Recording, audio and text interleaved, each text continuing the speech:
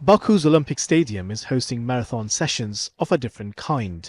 It's the conference of the parties to the United Nations Framework Convention on Climate Change, or COP29 for short. Leaders and representatives from nearly 200 countries are here, and as the world braces for the warmest year to date and plenty of talking at previous COPs, they're being told to get their act together. Climate finance is not charity, it's an investment.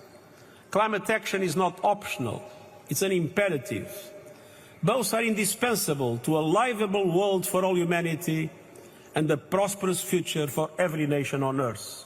The UN chief's comments follow complaints from many developing countries. They say the developed countries, many of which are also the biggest polluters, are failing to fulfill their financial pledges. The challenge of climate financing for the global South countries like Somalia and much of the African countries really needs to be taken stock of as part of the stock-taking exercise at the COP last time, is to understand what are the set of very peculiar and specific challenges that these countries face.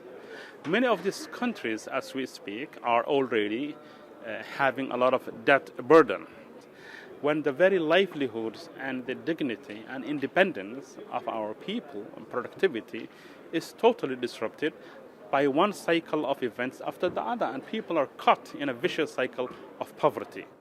At the summit, Turkish President Recep Tayyip Erdogan called on the world leaders to pay heed to another disaster. While we are talking about leaving a fairer world for future generations, Israel's unlawful, immoral and unconscionable attacks targeting Palestine and Lebanon continue. Unfortunately, the current government continues to massacre people, including children, women and the elderly, while also causing a great environmental massacre. The chemicals that have seeped into the soil and groundwater due to Israeli attacks have already darkened the future of the children of Gaza.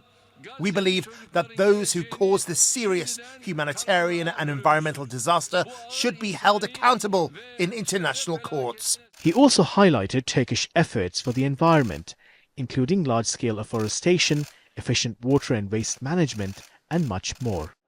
During his visit, Erdogan also met the leaders of Azerbaijan, Britain, Kazakhstan, Moldova and Montenegro.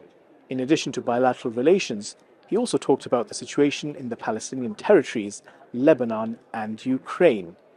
The Turkish leader says these conflicts cannot be ignored if the world is serious about the environment.